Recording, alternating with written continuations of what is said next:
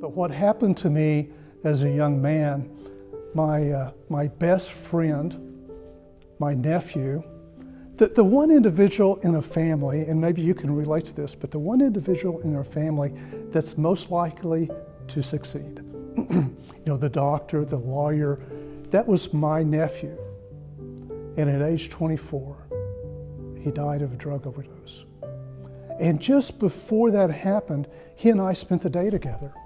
And not one time did I challenge him on his drug abuse.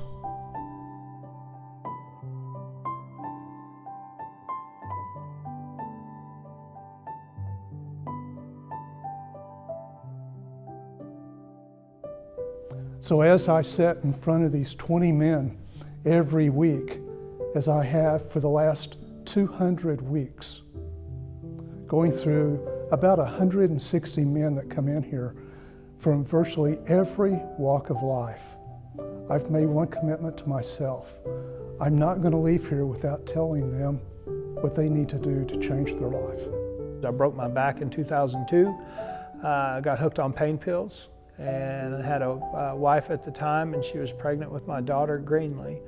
And I couldn't get off the pain pills. She left me, went downhill from there. My mother passed away 6 years ago this November.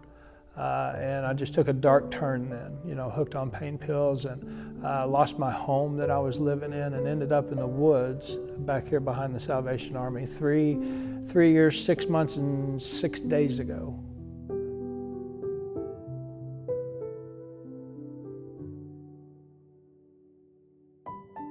The Salvation Army has been a hospital, if you will, for many men and women that come through here looking for salvation, both in this life and the afterlife. So the Salvation Army, when I first walked through that door, they gave me hope that I didn't have. I was hopeless, they gave me hope. Nick Aroki said, "Brandon, I believe you can do this," right when I walked through the door. And that gave me the hope I needed, right? I was desperate. They gave me a safe place to go. I had no safe place to go. They gave me a roof over my head and food and everything I needed, right? They gave me everything I needed. And at first it's just relax because I was in a safe place. I wasn't scared anymore. I didn't think I was going to die anymore. And then they give you, slowly, they inject a spiritual life into you. What's interesting about the men that are going through the recovery program is that we can talk about statistics that 80,000 men or people die every year due to alcohol abuse. About 70,000 people die every year due to drug abuse. And as bad as those things are, when Brandon and I sit in a room behind closed doors and we hear someone tell us their personal story of heartache, headache, broken relationships, a broken spirit, it's really hard to remember those national numbers because on a personal level we see what alcohol and drugs can do to individuals. We didn't talk about Dennis, we talked about me. And he was interested in what I had to say, and I knew that because he would prove it the next week by following up with it. Okay, so this happened, where are you at now? Are you moving on? Let's try this, and advice. He is my #1 mentor, and he has changed my life forever. The more you get involved, the more we are involved, the more we see the actual work that's being done. I think what brought me here initially is compassion for other people, but as we get involved with actually what's going on at the Salvation Army, it becomes a much deeper compassion, and it actually turns into a compassion along with commitment. And if you want to get involved and see where that money goes, you can. You can get involved and see. Not only, it's great to give money, but isn't it better to know where it goes and be able to see the lives that it's changing? And it's happening in your community. It's happening in everybody's community. Do you want to see it? Playing Gift really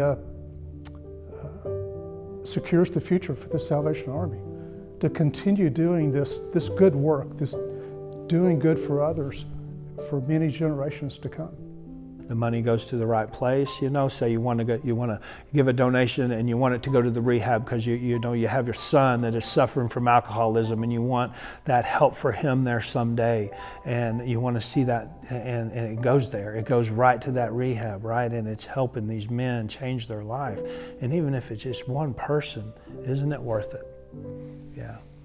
Peter Drucker, famed business management expert, the inventor of this concept called management by objectives, he wrote a book one time. And in this book, he said that the Salvation Army is the most efficient organization in the United States. That's amazing, especially when it comes to clarity of mission, the ability to innovate, to measure results, and a dedication of putting money to the maximum use in serving others. I think that the results of the local Salvation Army that I'm involved with here in Northwest Arkansas mirror exactly what Peter Drucker wrote in his book. Before the Salvation Army, I had zero hope. I had no sense of purpose. I had no accomplishment at the end of the day. Because of the Salvation Army, I have a purpose. I have a sense of accomplishment. And at the end of the day, I can look back and say, this is life-changing. This is beautiful. God is beautiful.